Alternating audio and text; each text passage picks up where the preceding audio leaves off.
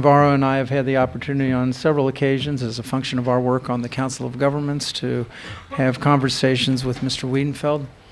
And it felt like this was an appropriate time for all of my colleagues to have an opportunity to hear from Mr. Wiedefeld directly as to the work he has done and is doing to put Metro back on track, to make it a safe, reliable, and affordable system, one that would make us proud again.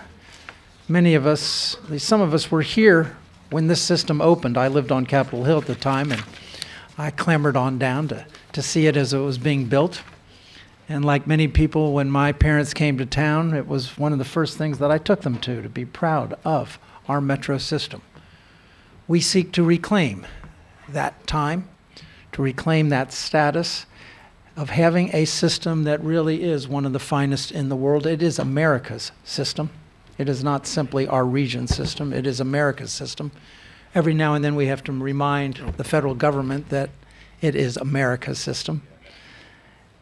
But as it stands right now, the system was allowed to degrade for a number of years, too many years. It was allowed to degrade, in my judgment, because people were afraid to make hard decisions in the face of short-term considerations.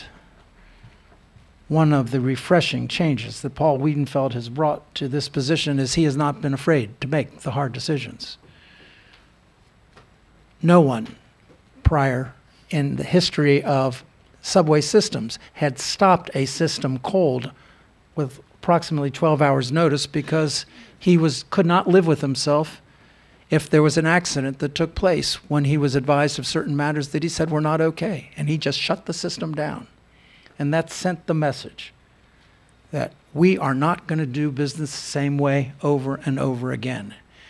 And he's got a tough job. We have a tough job because it is not going to get solved in a week, in a month, in a year.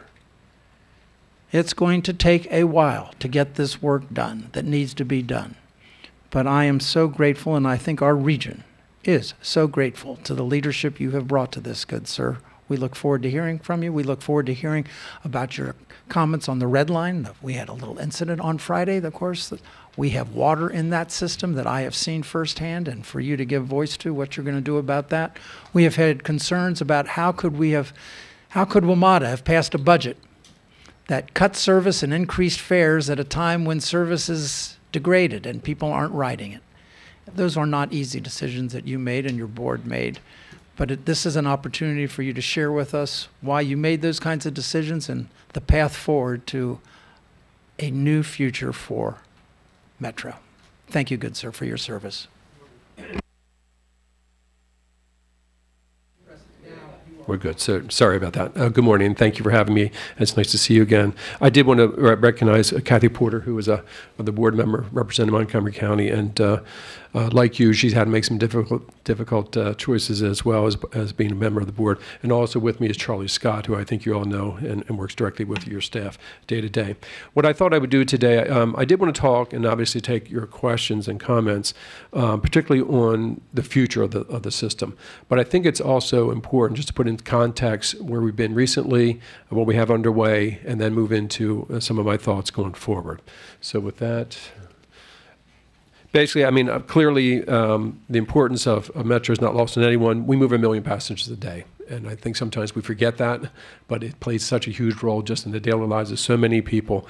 And we move a lot of people very well every day. We tend to look at the hiccups for sure, but the reality is we are moving 1 million passengers a day very well. And it's also very important, the system is very important to the region and clearly to Montgomery County in terms of economic development.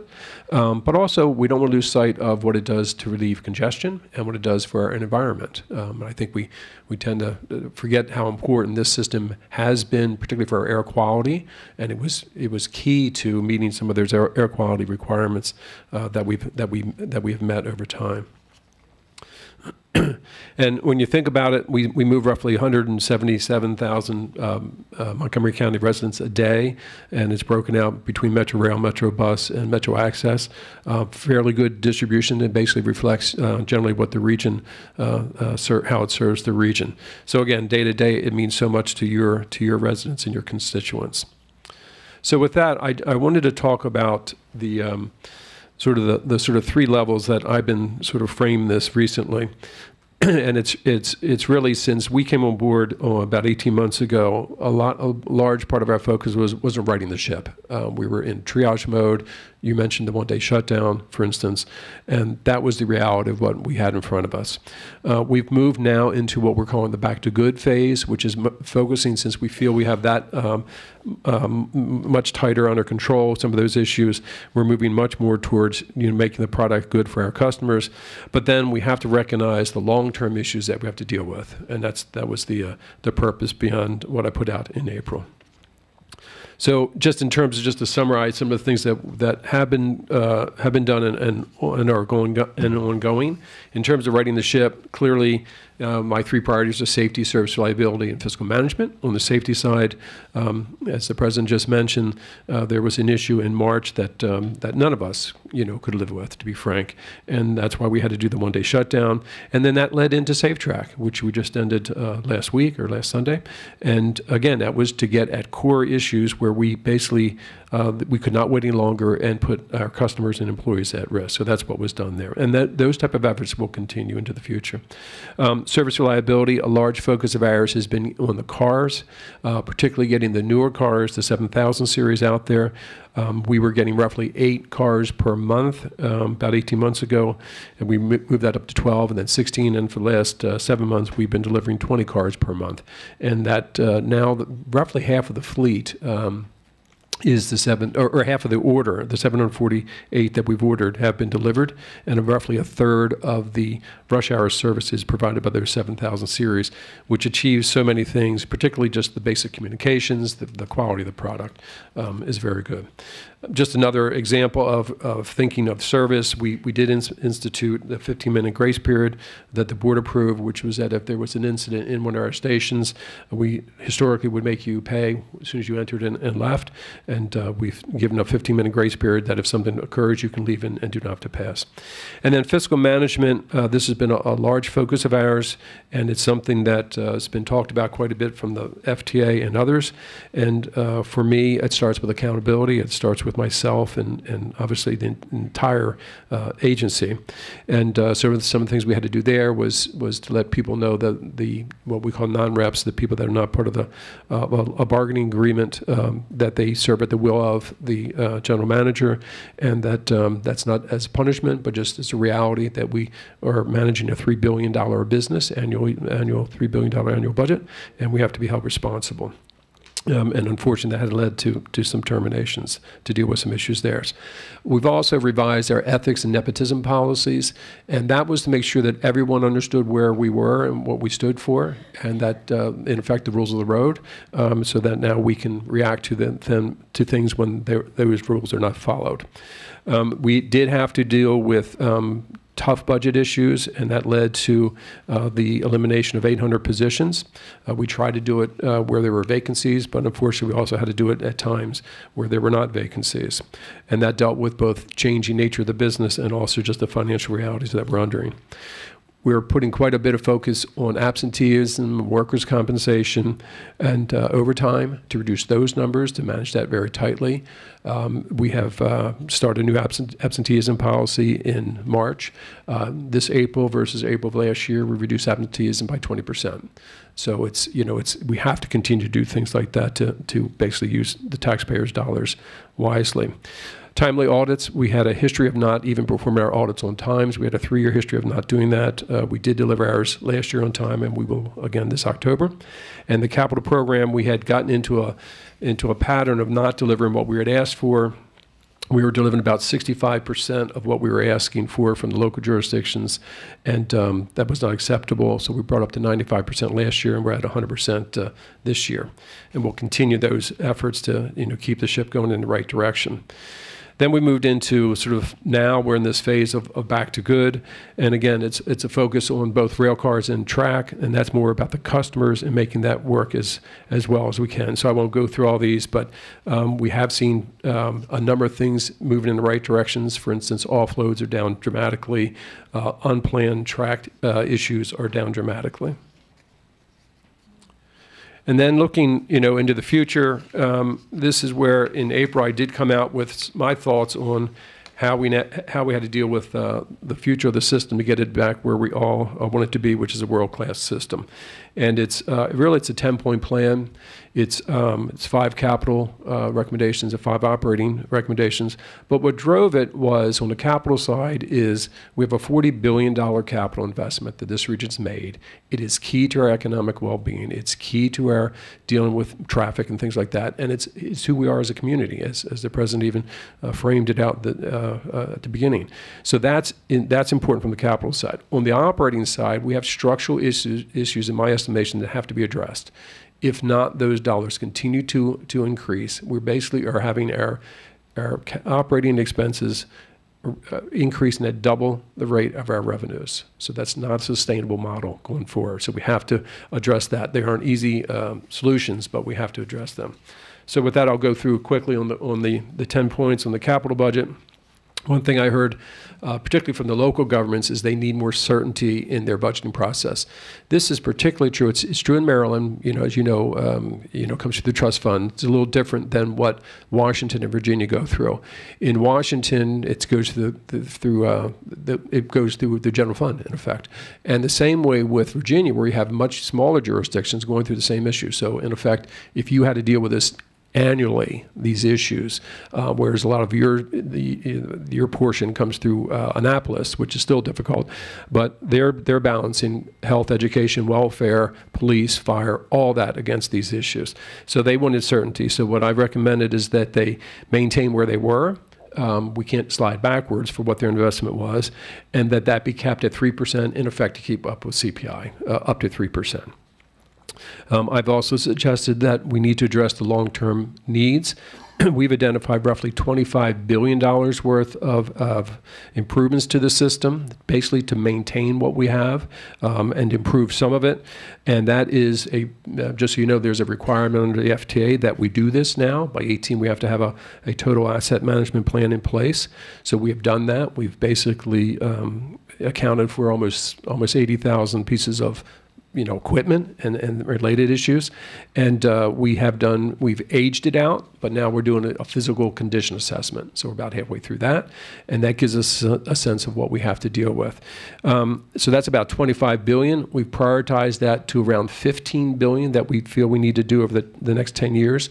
It's also just a reality of what physically we could deliver. And it's also a reality of the impact it would have on customers, because a lot of the stuff on the rail side, to get in and do it, you have to impact the customer. So it's trying to find that balance. I am suggesting that we come up with, in effect, a dedicated funding source of $500 million per year to support that program, which will allow us to sell debt, take on some of these larger projects, and manage the program that way. I'm also suggesting that these new dollars, this dedicated funding source, be put into a lockbox, in effect, so it can only be used for capital and not slip into the operating portion of the program, which I think, again, has been sort of our history. When things get tough, we sort of take from capital and we meet the annual operating issues. And then finally, I do feel very strongly that the federal government needs to play a role in the system. We are very fortunate. We get 2 sources of funds of federal dollars. We have the formula dollars, which every transit property around the country gets. And then we get what we call PREA funding, which is a special funding source that we only have here. And it's $150 million per year for 10 years. That's matched 50-50. And the logic is, clearly we move the federal workforce every day. We move all the visitors come to the nation's capital. And as the president mentioned, we are the nation's system. That's who we are. And unfortunately, and God forbid, but if something happens in the district, we are the egress mechanism as played out on 9/11. So that's why I think they need to continue to play that special role that we have in the nation.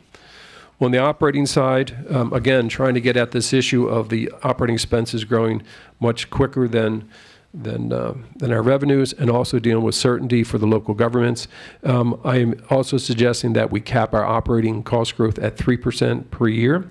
My logic there is twofold. One, I think it puts pressure who's ever in this seat to always keep their eye on the ball and keeping the numbers as tight as possible and to manage as efficiently as possible. I also think it provides a sense of reality for the local jurisdictions and whatever's asked. Just recognizing if we want to increase what we do, that's fine. But I think we have to be realistic when we ask for those numbers. So that's what I'm suggesting there. To deal with some of the longer term trends, I am suggesting that we do something with the pension system. I do not think we should go back on current retirees or current employees, but I think new employees, we have a defined benefits program. For new employees, I am suggesting that we look at a defined contribution program to change that model, which is, as you know, is played out across the country in a lot of areas. I also think that for new services that we explore competitive bidding, in effect, for new services, and if it meets the value that we want, then we go that way, and if it doesn't, then we don't. But I think it gives us an opportunity to look at that. It is something that's being done at transit properties around the country. One other thing I'm asking from Congress is that they look at what was known as the Wolf Act, which was an act in 1995. We live under binding arbitration, and the act was done in 95 to try to put a little tighter restrictions on what the arbiter can decide when it gets into binding arbitration. Has not played out maybe as well as the intention, so I think we should take a look at that and tighten that up where we can. And then finally, we have a $1.8 billion annual operating budget. Of the $3 billion, is 1.8 is operating, but we have zero contingency. So every year, in effect, we either borrowing money to meet issues that have come up through a line of credit, and it's just not, for a business this large, not to have some contingencies, just pretty much unheard of. So I'm suggesting that over the next 10 years, we build up a contingency of in effect 10% of the operating budget. So each year we kick in a little bit more to do that, and that will meet everything from when the Pope comes to visit us, or a million marchers come in for whatever. We can handle that and meet those needs. So let me just wrap up with, when you think about the future of the system, it clearly is about the economic opportunity of the region and supporting that and growing that. It is taking advantage of the opportunities for transit-oriented development from the properties that we do own and that we will be opening. I believe we need to establish a workforce stability. It's been a very rough year and a half, to be frank, for our employees, if not longer, and I want to stabilize that. And as the President mentioned earlier, it is restoring the pride in the agency and the pride in the product across the region.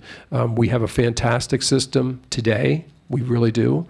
Most major metropolitan areas would love to have what we have, even with the problems, but these are problems that can no longer be ignored, given both the age of the system and the condition of the system. So with that, I'd be glad to take any questions. Thank you, Mr. Wiedefeld. I'm going to turn to my colleagues in a moment, but I would appreciate if you would address some of the issues, particularly with respect to the red line. Sure. Yes. One, I think my opening comments spoke to my regard for you and the work that you're doing. I also think my colleagues are fully aware of the efforts regionally to make sure that in January of next year, that we have a plan that all three legislatures will embrace with respect to dedicated funding for this system.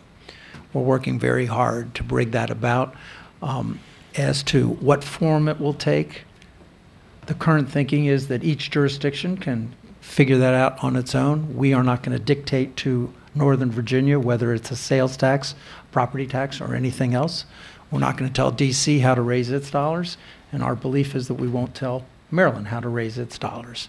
That each jurisdiction can figure out what it must do, but it's somewhere around the order of $500 million, and it needs to be a form of financing that is bondable. It needs to be dedicated. And so we've been working real hard, particularly in Virginia, which is the hardest jurisdiction in this conversation, but one in which I'm increasingly optimistic that we will prevail there as well. And that will determine our fate, quite frankly, as to whether or not we prevail in Virginia, because we need all three jurisdictions. But this has been the single biggest conversation, if you will, of our region as a region, to make sure that we stand up and support this system at this moment in time. And I continue to cross my fingers that we will do that. One of the things that has been problematic in the red line is the amount of water, arcing, fires, things of that nature. Do you want to, could you speak Sure. to that as to what we are going to do about the red line? Okay. Let me just put a little bit of context on it. Pretty much from DuPont up to Medical Center, that tunnel was built before the technology had changed. It literally was designed to leak, in effect. There was a new method that creates a waterproof membrane. It was called the new Austrian tunnel method. And it's actually used around the world, but unfortunately for that portion of our system, it was not used. So we literally pump hundreds of thousands of gallons of water out of there a day. And we've looked at it. It's been around for decades. There's been a number of studies around about it. And literally one solution has been, you can find it on YouTube, was to build a tunnel within a tunnel. In effect, you would take a tunnel and you would unfold it inside of this tunnel. So you can imagine the impact that would have on customers and then also the cost, a very expensive project. So the core issue that we face there is, even with pumping all that out, and remember how deep we are below the water table and everything there, as trains go by, they pull up the moisture, it clings to the insulators, which pulls in it's not only just moisture, it's muck. To be frank, it's Luray caverns is what it is, and it's pulling that up that in effect clings around the insulators, and electricity is always trying to find its least resistance. So what it does, literally that insulator will start to almost sparkle like a sparkler is what it does, which then causes smoke. So I don't know what we did in the past, but when we see it now, we stop the trains. So I understand what that means to the customers, but to me the alternative is much worse. So what we're doing about it is there's two things. One interesting thing here, and you will recognize this, but I used to manage the capital program for Maryland Department of Transportation. And in the Maryland DOT program, they have what they call the D&E program, the Development Evaluation Program. So you're familiar with that as you go through the CTP every year. We didn't have one of those. Basically, we would go right to commitments to construction, would not really even know what we were committing to in terms of budget and schedule, in my estimation. So we've created a D&E program. So this project would be in that D&E program, and it's one of the things that I've requested as part of the funding, additional funding, because we are talking, if we go that way, a very, very expensive project. But in the very near future, we have been looking at some other technologies that we will be announcing in the near future. I'm going through some procurement issues, so I don't want to go too far right now, but in the near future to try to do something immediately. This has shown some promise in other properties around the country. So I will get back to you very shortly in more detail on that, because I can't wait for this to go through D&E and to get funded for construction. Now, we clean it constantly. We have people out there. We have people stationed out there to keep this thing clean. But the reality is, literally, it is. I've been out there. We put in effect almost. It looks like almost tinfoil that runs the side of the tunnel to try to get the moisture to go down to the drains, and just with a car flying through there, at 50, 40 miles an hour, it just pulls it up. So we'll continue to work on that. I do commend to my colleagues, if you get an opportunity, as I did a number of years ago, to go down into the system. They have special cars that do that, and it literally was looking like Luray caverns. You see stalagmites, stalactites, you see water coming in. You say, oh my goodness, this cannot work very well for our future. So it is something that I commend to you if you get the opportunity. Let me turn to Mr. Rice. Thank you very much, Mr. President, and thank you, Mr. Wiedefeld, for your great work. Yes, as a person who's grown up here in Montgomery County and who's ridden the Metro for, I guess, over 35 years, since I was a young man in high school and started riding the Metro back and forth. I remember when Glenmont Metro came about, and when it didn't even exist. So the system's come a long way. But I want to tell you something about some of your folks who have been here in Montgomery County for a while and their feelings about Metro and how that then translates. And just follow with me, if you will. So I used to work at Marriott at Metro Center and used to ride the Metro, the Red Line. I lived in Germantown and would drive to Shady Grove and Park and ride the Metro to work every day. And it was because of the lack of reliability that I lost faith in the system, and the price increases for parking and then fares made it more advantageous for me to drive than to ride the Metro. So the unreliability coupled with the fact of the added expense just didn't work. And I gave up on Metro, and I'd still ride from time to time when it's convenient and I don't have to be somewhere at a particular time and just don't feel like dealing with fighting for parking wherever it is that I'm going. But it's not a commitment. And I have to say that now, you guys have done a tremendous job, and I want to give you credit for what you've done. I mean, when it comes to the 7000 series cars, which are absolutely phenomenal, my girls who ride with me when we go downtown to visit some of the museums and things like that talk about the difference that they see in the cars. The time estimations of when the next car is coming, because that wasn't there. Those kinds of things do make a difference and make people think that the system and the overall reliability, the systems don't break down as much as they used to. They still break down and people complain, but I'm telling you, it's nothing compared to what it used to be. And so your system should be commended for that. So the question is that now where we are, is that enough to just bring the person like myself who used to ride Metro and used to be committed to riding Metro to come back to Metro? As you continue to ask for increases in fares, increases in parking, although you do have the reliability piece, what I didn't see in your presentation is a way to get those people back. The way to market to the folks who lost faith in the system, but who now might reconnect with the system again. And I think that WMATA is missing out on that piece of it in terms of its overarching plan, because I haven't heard you or the board talk about it a lot. But there are a lot of people who are out there who, now that the system has changed, would reinvest in getting and building a new relationship with WMATA, with Metro.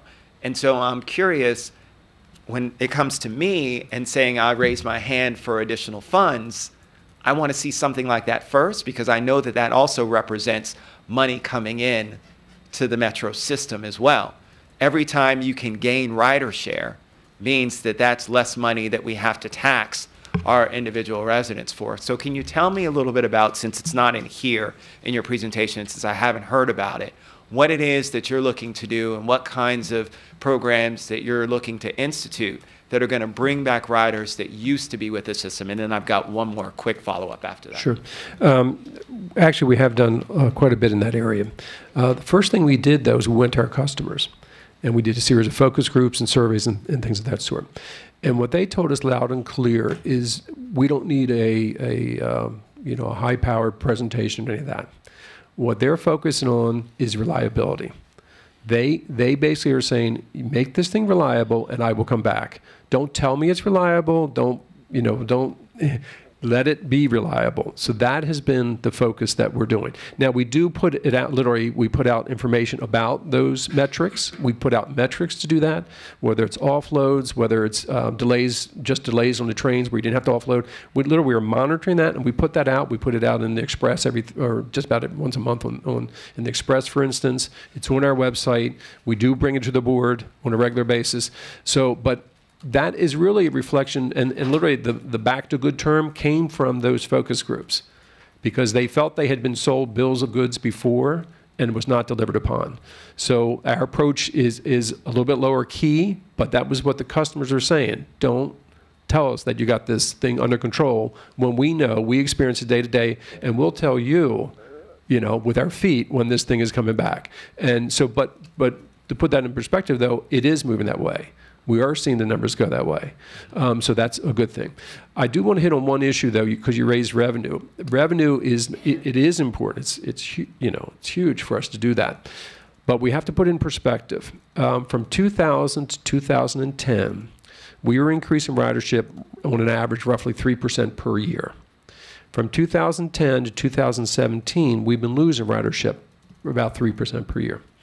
For each percentage ridership, we make about $6 million in revenue. Okay, so last year we had a $290 million hole. And, even if we got everyone back tomorrow, the numbers do not work. So that's why, it's a structural issue, not just when the riders come back, we'll be fine. That's not reality. So, so I've got to educate people to that. That's right. I think we got to do everything in our power to keep those numbers up, which then reduces the ask. But at the end of the day, unless we get some of these cost drivers, those numbers will always, be much larger than revenue. Yeah, and let me just say that I couldn't agree with you more. And my statement was that, again, there's got to be some model that combines increased ridership, which means increased revenue, along with the structural fix. Because we know that just based on the infrastructure and the investments that were made to increase reliability, that costs money, just like it does with WSSC or PEPCO or anything else. And so I'm in complete agreement with you there. I would just say, as a representative of the Up-County, that has 200,000 residents that are up there, I don't see a lot from Metro.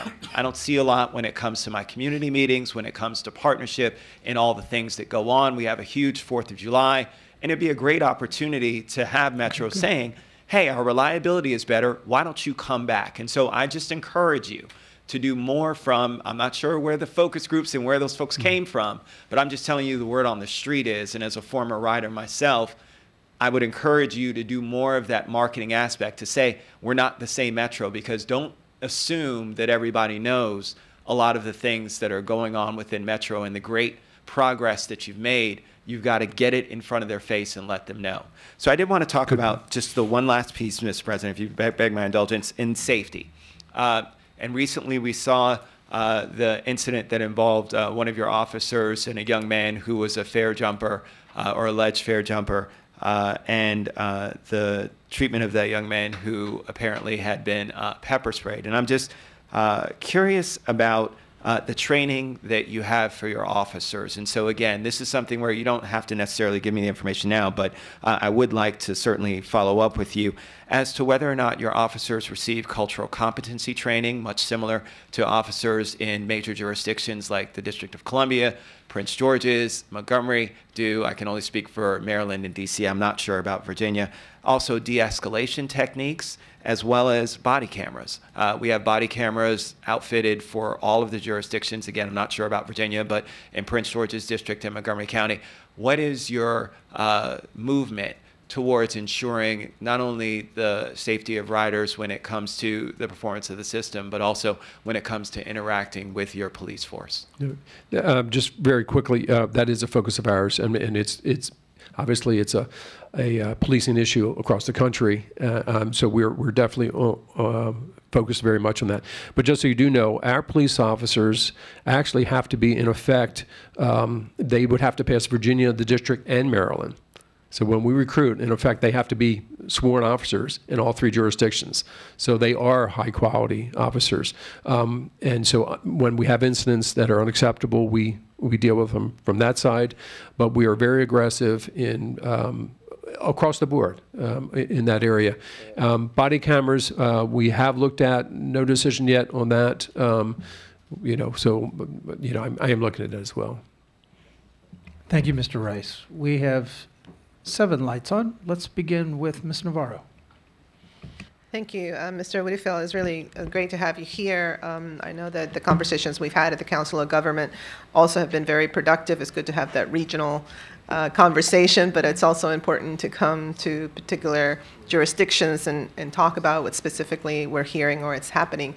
And so I guess I have two questions for you. One is on a macro level. So looking at your presentation, and if all of these goals were met, and we're talking about obviously the dedicated funding stream, the schedule that you have, in your opinion, when will there be that tipping point or that sort of sweet spot where you can say, okay, we have arrived, Metro now is, basically the type of system that does, that we deserve here in 21st century. When do you think that might be if everything goes well? And I do think that it's very important for us to, over and over again, even though it seems logical, to constantly, emphasize the critical role that Metro plays in our region, and how, yes, when it was started and for many years, it was like a tourist attraction. And I do remember, coming as a young girl with my parents from Venezuela, visiting Washington, D.C., and going to the Metro. But now it's really, truly, I think, the glue when it comes to all socioeconomic levels in terms of our constituents. It really is that engine, and so we cannot allow it to deteriorate any further. Nonetheless, I just wonder, because I think people are really focused on what's happening right now and the plan, but when could we say, okay, now this is, the type of system that we know we can definitely rely on and utilize to continue our economic development goals. So that's the macro picture. And then on a very parochial picture type thing, I'm just curious, in your presentation, you also talked in terms of customer service improvements under that category. How you're making, certain lighting or paint, et cetera. And I continue to be very focused on the investment we're making in downtown Wheaton, and how that particular Metro garage especially, I think, could definitely use some, better lighting and some paint, et cetera. The one in Glenmont, it's another one that could use. And these, I think are low dollar improvements, but they go a long way in terms of the perception of public safety and things of that nature. So wondering how we can best work with you to ensure that those kinds of almost cosmetic improvements that go a long way can be met as we locally try to invest in particular areas of our county. So those two sort of macro and micro questions. On the macro, I cannot give you an exact date when this thing, turns. Sure. But what I can tell you is we know which way it goes if we don't. Mm-hmm. We've seen that, and now we're 40 years old, and as we look, we'll be 50 years old. And it's not hard to understand how much worse this will get very quickly, given the age. So we can physically show you what is no longer, that needs to be replaced. So it will grow over time. It already is moving in that direction. But my concern is that we slip back very quickly, and there are things as we came out with, even though Safe Track has ended, we have 3 interlockings that we have to do, going forward. So that is, we have to be very clear to people. This is the condition we're in. This is what a midlife, more than midlife system goes through now.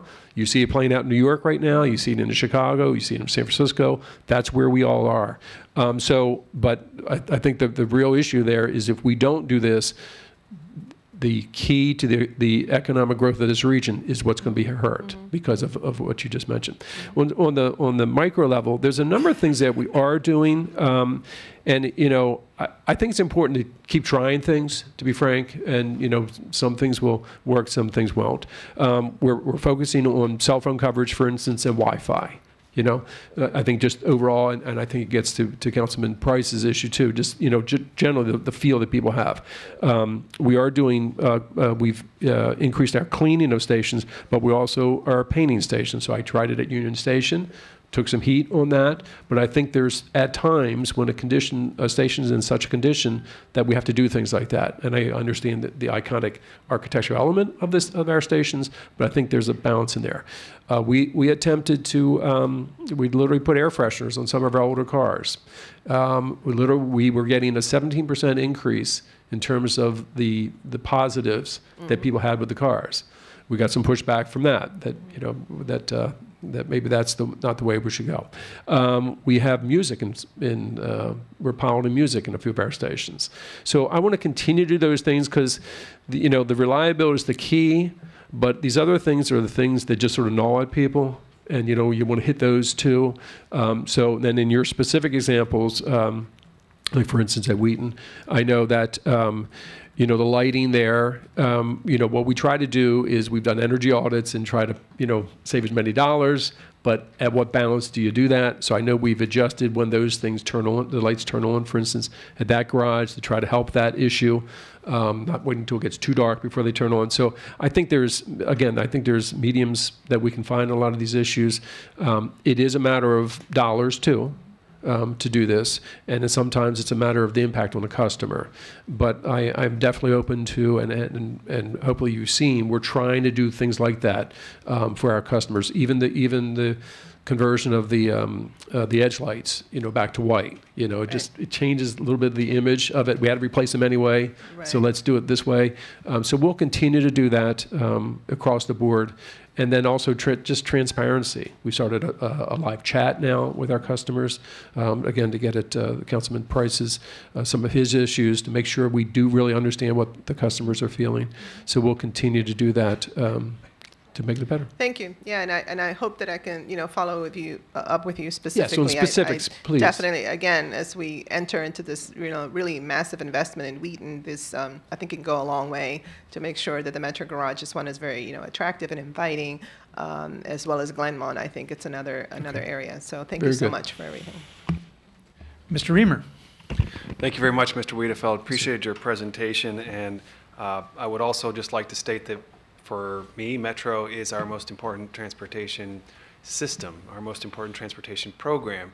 And you can see the impact on our roads of fewer people using Metro. There's more cars on the road. And whether you're driving or whether you're riding, the outcome of better Metro is better for you. Whether your choice of modes is that you need to come down 270 in the morning, having more other people on Metro leaves more room for you on 272. So there's a commonality of interest that we have in investing in Metro and having a high quality system that people will take. And I just cite that as one example, of where it has a big impact. But I think it's important for our local governments to articulate that Metro is our most important transportation program, and for our region to be clear, because we've got a lot of work ahead of us, and we've got to build support in these governments to accomplish what we need to accomplish. Could you just please give a quick summary of the status of your proposals? I've been hearing about them. Just walk me through really quick. How does the dialogue proceed, with your proposals? Sure. For me, it's a little bit of four-dimensional chess, to be frank. Yeah. So, I'm working in Annapolis and meetings like this. I did Prince George's County, for instance, 2 weeks ago in front of their council, both to educate and take questions and get people comfortable with what we're talking about here, and then try to work through the details. Done the same thing in Virginia, and in terms of Richmond, because there's a whole dynamic between Richmond and Northern Virginia, and then working with the Northern Virginia elected officials there. The district, again, the council and the mayor are there. But then there's the federal side, and then there's both the administration and Congress.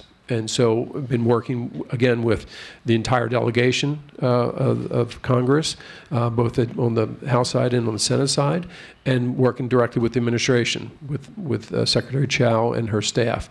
So, again, we have to, everyone has some different pushes and pulls along this.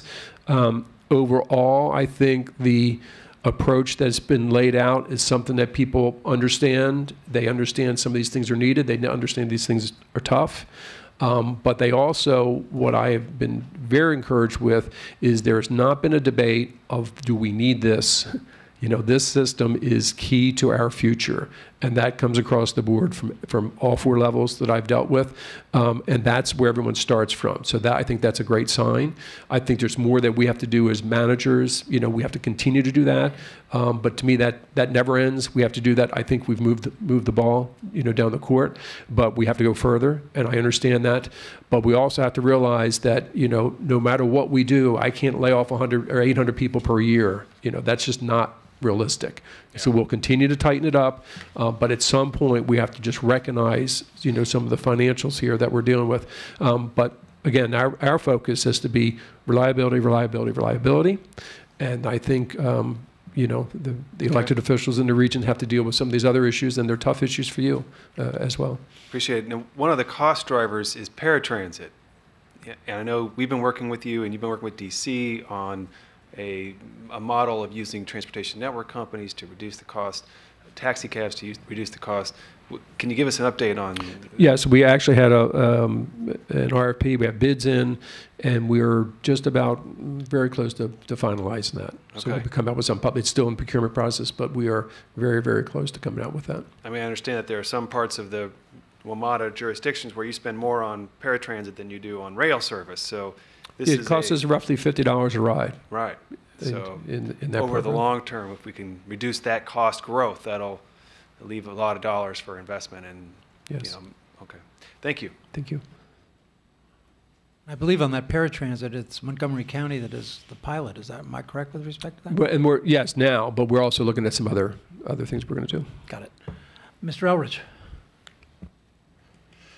So first I want to say I appreciate the work that you're trying to do with the system.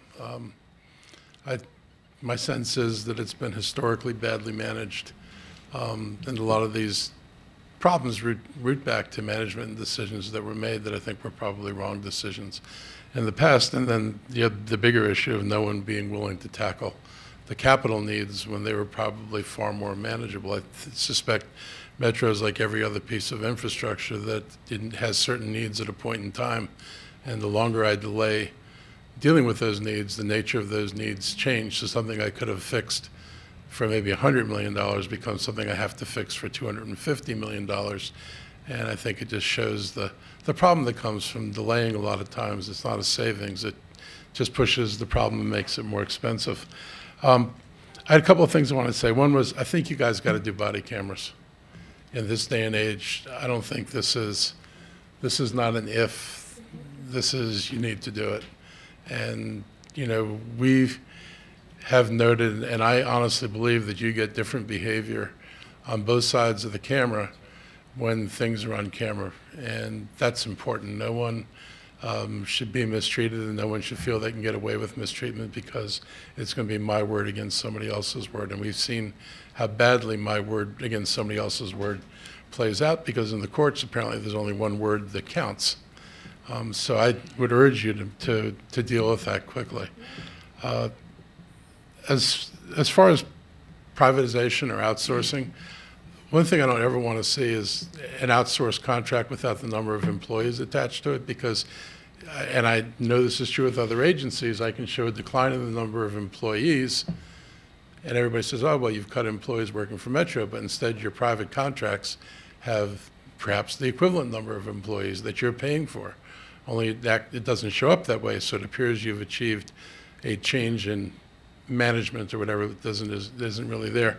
And I will say I'm highly skeptical of privatization. I mean, I could read you, I was given any number of news stories from around the country about jurisdictions that set out thinking they were going to save money and wound up not saving money. And I'll say I feel pretty strongly that there's no reason why WMATA can't manage effectively as the private sector. And if you can't, that tells me you have the wrong managers, because there's no magic to this that comes with, if you're an employee in the private sector, and many managers have worked in both worlds. And so what's left to save money on, if there's no magic to the management, is it simply depressing wages to the lowest possible level. And at the same time, if you're a private company, you have to make a profit. So they both have a pressure on upward prices to you, and the cost is usually borne by workers. And I've looked at your scale of pay, and frankly, it's hard to say that your bus drivers and your train operators who get in the mid-50s are drastically overpaid people. I would suggest they could not afford to live in pretty much any jurisdiction in the DC area at $50-something thousand a year. So I'm not sure there's any magic to this, and I would like to see a greater emphasis on better management. And I do think you need to talk to the unions. I think they've got to be part of the conversation to the extent, and I'm not going to go into now, but there may well be legitimate issues about what work rules are. Those need to be made straight. I think the employees there understand that a failing system isn't going to be employing them. That if you continue to shrink hours and service, that's a bad thing. So I would hope that we work really hard to try to engage them as partners and not see them as negotiating adversaries in this process.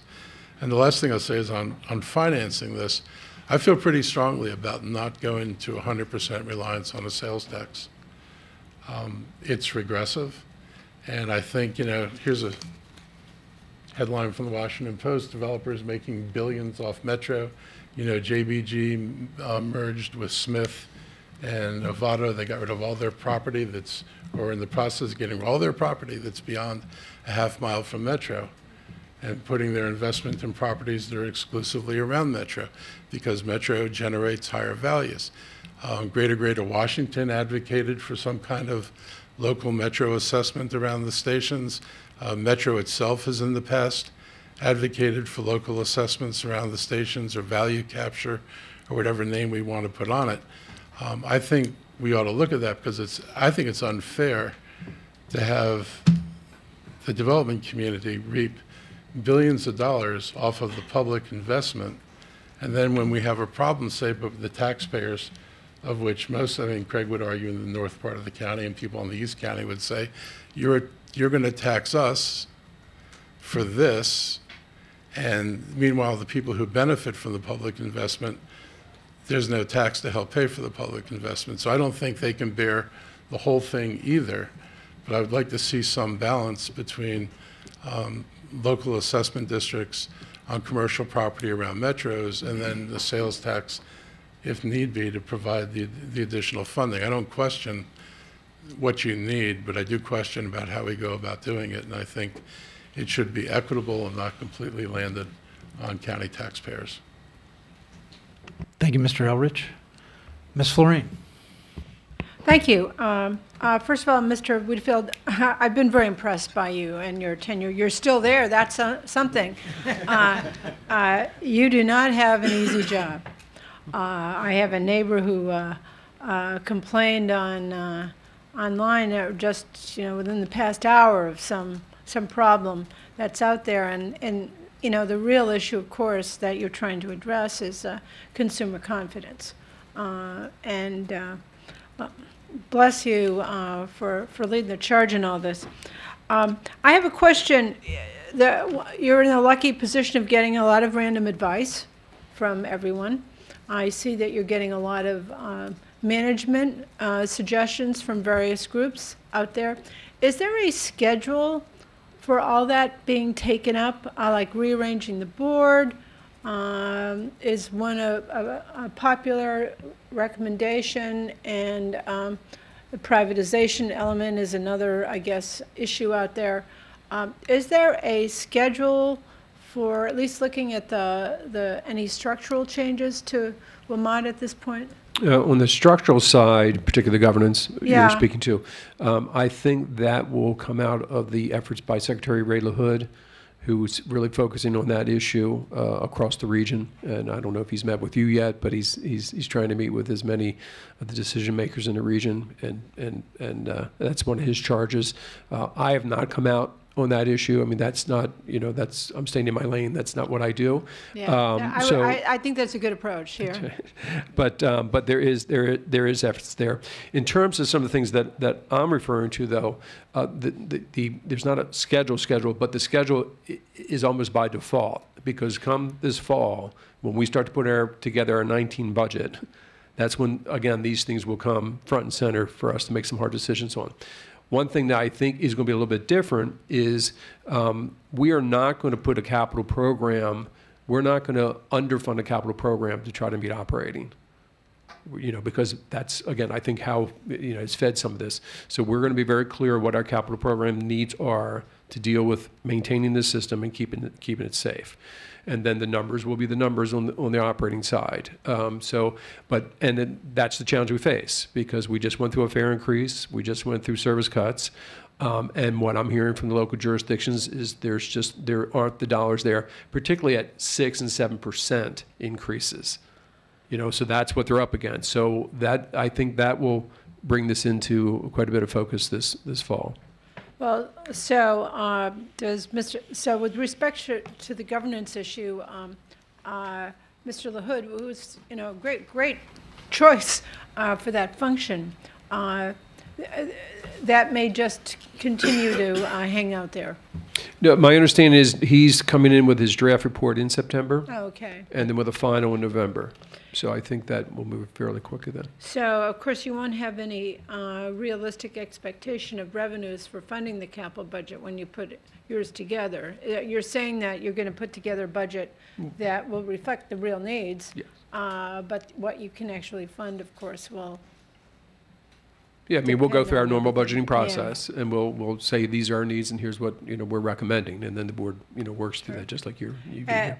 As you may know, we have not, as a body, taken up approach to our bondable funding, such as it is. So as you hear from us all, those are individual points of view, and I don't know what I think about it. I don't agree with my colleague who addressed that earlier, but what the right solution is, I'm sure we'll all be concerned about its fairness, equity, and predictability. And the other thing that's also in play is not just Metro, but the bus service, which has equal number of supporters and is a major supplement to the rail service. And I think what we tend to fail to do is think of this as an overall package of transit to our constituents. And that's probably on us, but it is also on you guys in terms of helping the community appreciate the myriad issues. One little question I had, you've alluded to the Wi-Fi and phone service issue, which indeed every place else in the world has this stuff on their trains. What's the schedule for this coming to Metro? They don't have it in the U.S. We're actually one of the leaders in the U.S. Lots of places I've been to, it's a given. Well, you can't. To get it in the tunnels is the issue, because you're running the wires through the tunnels, which in our case means you're shutting down service to do that. So that's because literally you're on the tracks to do that. So we have opened up a portion of that. I can give you the full schedule. We're also doing our entire radio system over because that's outdated. It's a $300+ million project, so it's not insignificant. So that is ongoing. The Wi-Fi will have in the underground stations this year. At the end of this year, we'll have 30 stations done. So we are continuing to do that. But I can get you the full schedule. So the stations will be done this fall? End of 18. End of 18. Will be done next year? Yep. Well, I guess we're fiscal or calendar? Fiscal year 18. Okay. And then the issue of consistent service in the tunnels remains to be seen. No, we are what you're working on that now, and we have a detailed schedule I can give you for that. Okay. Thank you very much. Mm-hmm. Mr. Hucker. Thank you, Mr. President. Thank you, Mr. Wiedefeld, for being here. Ms. Florine said she was impressed. I expected to be impressed because I had the opportunity to see your leadership at PWI and MTA, and knew you'd be the right person for Metro if you'd be crazy enough to take the job. So I'm really glad that you've focused on customer service and that you've taken on these long neglected issues like safety and maintenance. And I just want to say thank you for doing that and keep it up, because we all very much support you. I say that on behalf of my constituents and also as somebody that rides the Red Line and Metro bus every week. I have just one point and a few questions. I wrote to you about the J5 bus, and and a lot of my constituents signed a petition to WMATA leadership as well. We need east-west transportation between two of our biggest job centers, Silver Spring and Rockville and Twin Brook. We're hoping we have a Purple Line one day to help us get people from east to west and vice versa. But in the meantime, a lot of people rely on that bus service, and I really hope it's going to be one of the first restored when we see an uptick in ridership, because a lot of people really counted on that. I know people who sold their car to rely on that bus, and now they're going to have to buy a car. Two, we all know Metro needs more revenue, and I also don't want to see it all come from riders or taxpayers. So I'm wondering if you have any update to share with us on the possibility of development around Metro stations on Metro property. I'm particularly interested in Forest Glen in my district, where a lot of constituents are interested and supportive of that. And I know the council president, I think, wrote to you earlier about other opportunities around other stations. So do you have any update to share with us on that? Yes, we are changing our approach in that, just the way we think about it. My guidance has been in fact, get out of the way of developers, let them do what they do, and we do what we do. But we do have a public role to play. We have to protect the public investment. And we also have a longer view. Which I think, again, as public stewards of the goods, we should have that. But that does not mean we should get in the way of development. We should be very aggressive in our thinking. I think even just what we did with Grosvenor Center Station, even with that approach, just again thinking out of the box on some of that, some of the things we're doing on the Silver Line or associated with that. But we do have sort of a new approach. I know we met with Mr. President about this as well. So we'll continue to do that. And but I think there's a balance there of the public good and obviously the development and the private sector's agenda, which is going to be a little bit different than ours. But I think we can find common ground in making sure that we protect the ridership, that we don't hurt current users of that station, but also how do we boost it? And let's think differently.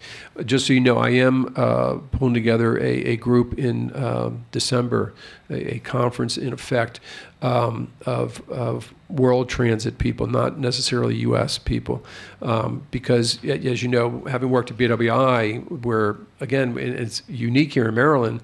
The same funds that fund WMATA come to BWI, but yet the model is totally different. It's more of a concession approach, and that's what you see in Hong Kong and Singapore and other places like that. So I'm pulling together a group that, in effect, looks at that, and then, I'm not sure we're going to get all the way to the Hong Kong model, but I think there are things that we could come at this differently, and there's a lot to learn from some of those properties from around the world at that point. It's like, let's think differently about how we do this.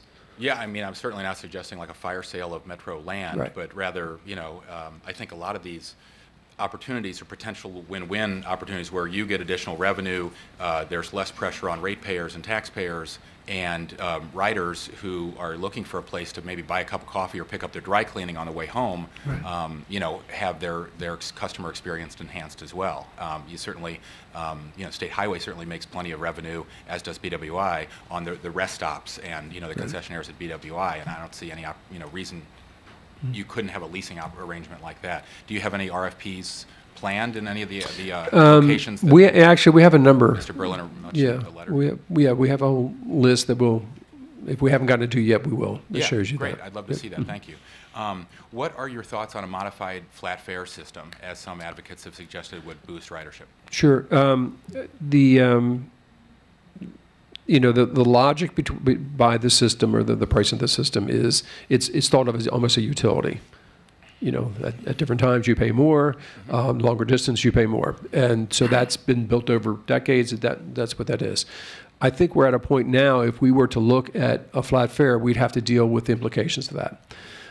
So, because of the history now, if we went to we'd have to recapture the revenue. So some of it would come through additional riders, but what's that point? So for instance, if we went to a straight current $2 fare, we estimate roughly about a $200 million hit. So to get $200 million in terms of the revenue numbers I gave you earlier, that's significant numbers of people to get there, and then physically could we even do it, right, to generate those types of dollars. So then you get to all right, now where does those dollars come from? And does it impact parts of the community harder than others? So if you're paying $2 now and you're a customer that has no other options because of your where you are financially, now you got to pay more. So if we came in with $3, for instance, so that's a larger policy discussion that I think we'd have to have. We'd have to be very careful that we're not hurting the people that could afford it the least to go up.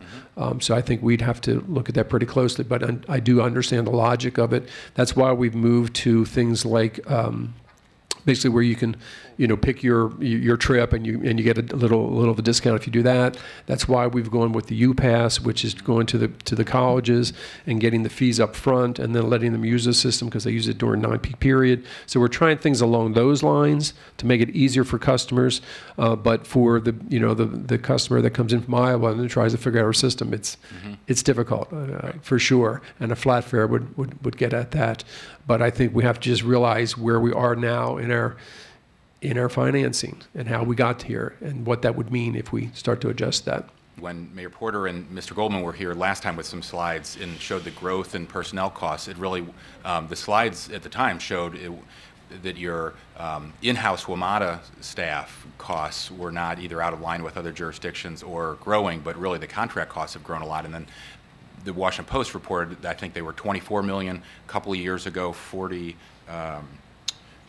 million, 47 million this year, and online to be 65 million next year in terms of private contractors.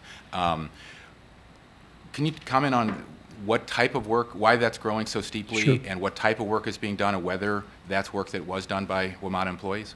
Yeah, a good portion of that was a result of SafeTrack. Literally, we did not have enough people to physically go out and do that work in the time. You know, again, we're pushing 3 years worth of work into 1 year.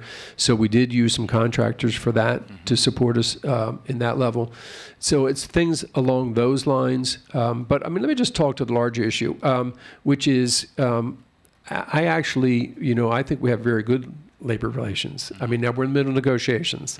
So if you've ever been in negotiations, what publicly occurs and what privately occurs can be two different things. But I have tremendous faith in our employees. What I hear from them constantly is, you know, there are things that we're doing now that should have been done years ago. They recognize it. Right. These are very smart people. They're very committed people. They're proud people. These are people that would wear the uniform to church at one time, and now they've been, you know, been beat up so much they, you know, they pull back from that, and across the board. I mean, some of it from management, from the public, and you know how they're portrayed, which is, I think, is totally unfounded and unjust. I mean, you know, every day I see people that go out of their way to help people, literally just saving lives, you know, of people. So, you know, I do not agree with that. You know, that framing of our employees. I feel very strongly that you do a great job, but I also feel that they have to, like me and like all of us, have to deal with some of the things that are in front of us. So when we have these costs increasing, how do we start to do that? And that's really the key of some of the negotiations we're having with the unions. No, thank you for saying that. And I know I've spoken to a number of employees who felt that they had raised a number of different safety and maintenance concerns under previous general managers and felt like they were ignored, and that they feel like they're being heard now. So I'm glad to appreciate your statements as well, and I'm grateful for your focus on that. You mentioned that the contract costs are due heavily to SafeTrack. That includes the FY18 increase as well. Some of it will be that. We are looking at. We're using some contractors from different properties, in effect, to get some different look at the way we've done work. So we are doing that across the board.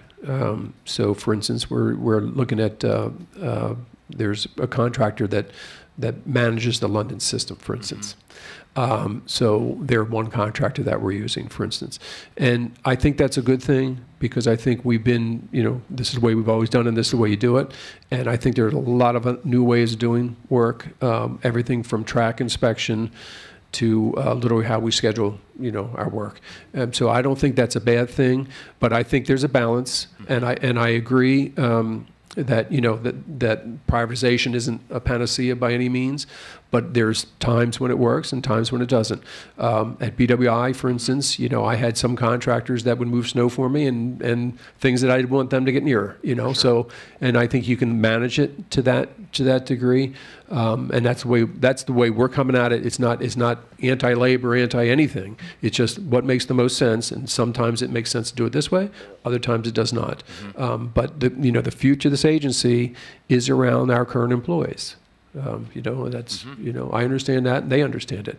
And so I think that's where we need to focus as well. I absolutely agree, and I appreciate you saying that. SafeTrack, I know we all are very supportive of it, and we're supportive of it being temporary. I mean, I guess the larger question is, do you have any like long-term plans for large-scale contracting out of? Not right now, but let's see where we are. Like, for instance, we just started a preventive maintenance program, an inspection program, which just started this yesterday. So let's see what we find when we're out there. And if we find some issues that, we can't get to quick enough, then we may have to contract out. Or if we don't have enough in-house resources to get to that work, then we may have to, similar with SafeTrack. So I don't want to say one way or the other. But again, there isn't an agenda here to just move this work out. The work's going to drive what we need to do. That's helpful. Thank you. And then finally, I know people often expect to see something dramatic happen, and they often don't notice what hasn't happened. So understanding the benefit, the benefits of SafeTrack may be in preventing things that didn't happen, and we're all happy they didn't. What would you want to say to riders who are impatient and asking when we will see the results and the benefits of SafeTrack, given what happened on the red line?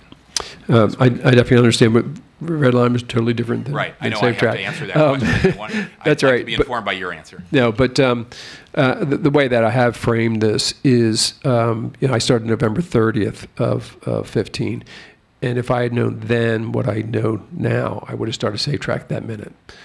So that gives you a sense of the conditions we were under, and so for the public to understand that is, their ride's going to be a little bit smoother. It's going to be a little quieter, but at the end of the day, it's the exact same ride, except A, they're not in danger, and B, the odds of something happening, a delay caused by a track issue, is dramatically down. So that's what they get for it. But I mean, I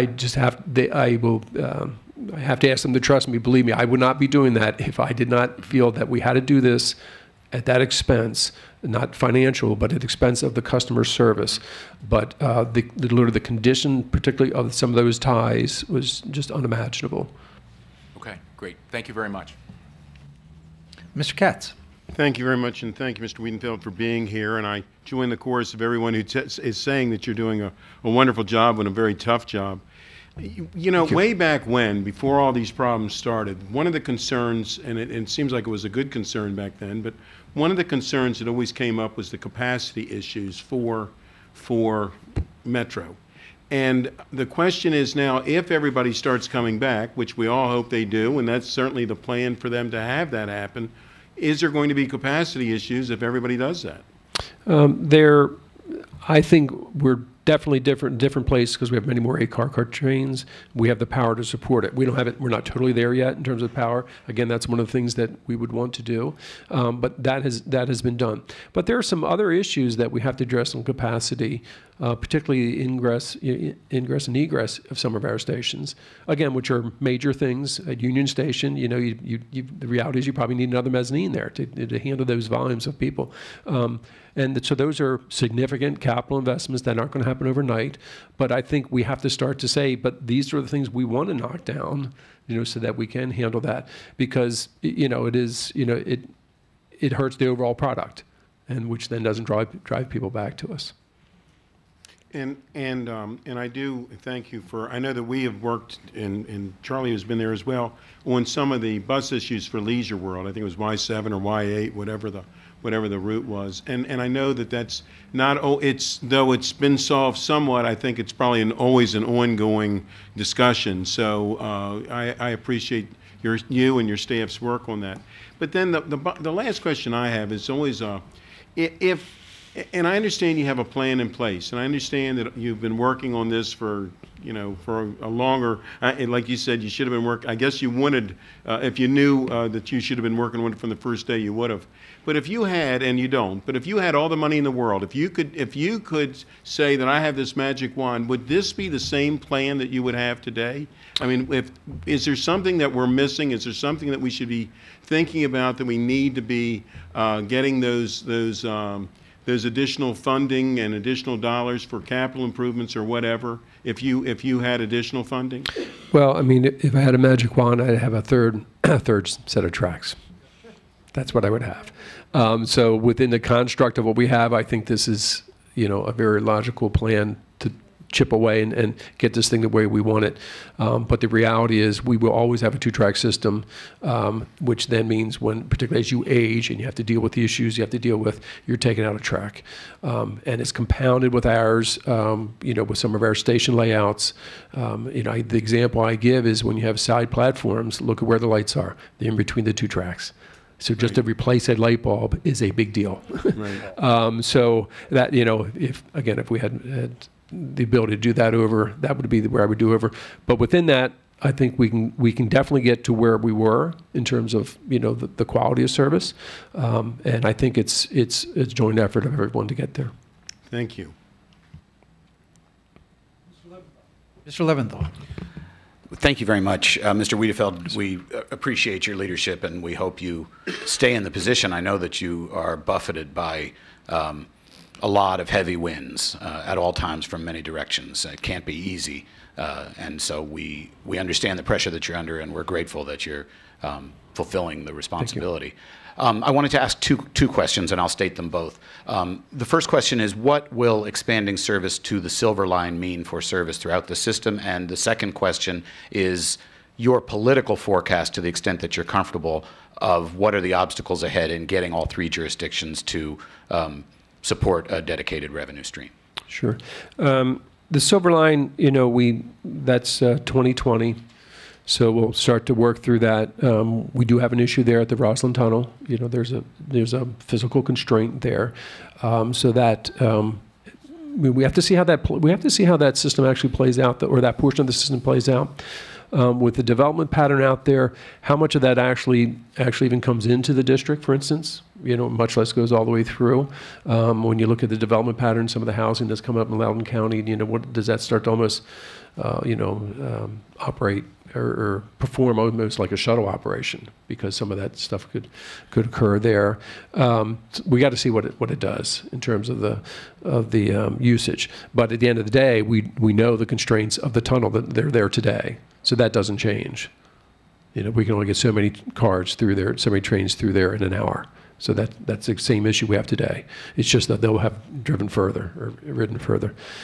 So that doesn't change. In terms of the, I'm not a politician, although I do have a bachelor's in political science, for what it's worth. No, but I think it's a tough lift. As I mentioned before, it is a little four-dimensional chess, and you have different needs and different pressures at each level of what people are trying to achieve. I think Virginia presents a set of challenges. Maryland does. The new administration, we're all watching that to see which ways things are going to go there. We were pleased to see in the president's budget that PREA funding was put in his budget for the next year, so that was a very good sign. But there's also, in the industry, there's concern about the formula dollars. So I don't know how that will all play out. But I think what I've heard from just about everyone I've met with from elected side is there's, again, no debate on the need. There's no debate on the importance of this system. There's a lot of debate of how do we get there, which again isn't my call. But I think if we keep focusing on how important the system is to all of us, users and non-users alike, and that and the physical need that we can show you, I think we can get there. Well, I just want to say, Montgomery County has established a reputation of being eager and happy to tax ourselves, and that hurts us, I think, in Annapolis. I think that there's a perception from the rest of the state that why should we improve funding formulas for Montgomery County, because they'll just find the revenue themselves. The governor has outlined the parameter that any revenue mechanism, the revenue should only be raised in those counties where Metro service is available. So that would just be Montgomery and Prince George's. And I don't actually object to that, but we do have to, first of all, work very closely with Prince George's and come up with a joint proposal and not, grandstand at each other's expense. And I suspect that whatever we come up with will be some sort of blended mechanism.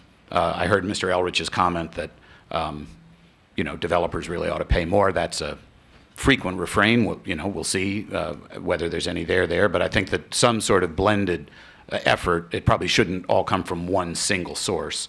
As with the financing package that built the Silver Line.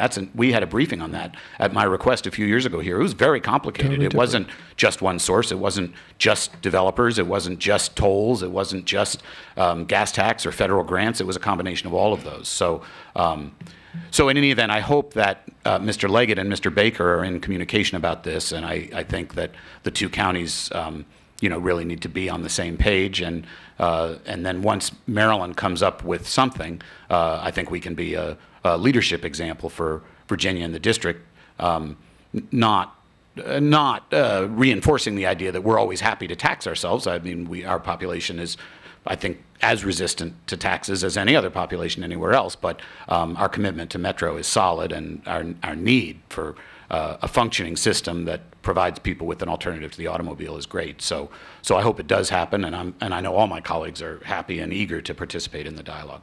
And again, really want to sincerely thank you. Thanks, sir. And extend the hope that you'll continue in your position despite the extraordinary pressure and opposition and complaints and hand-holding and cat herding that I know you need to do. My youngest daughter just is going to college for next year, so I'll be around for a while.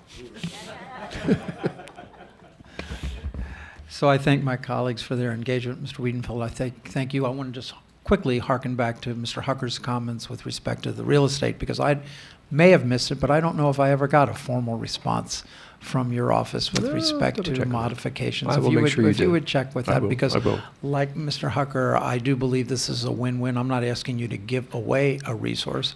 I'm asking you to actually maximize that resource to help you finance this system and create more riders, and for our local communities to have more economic development.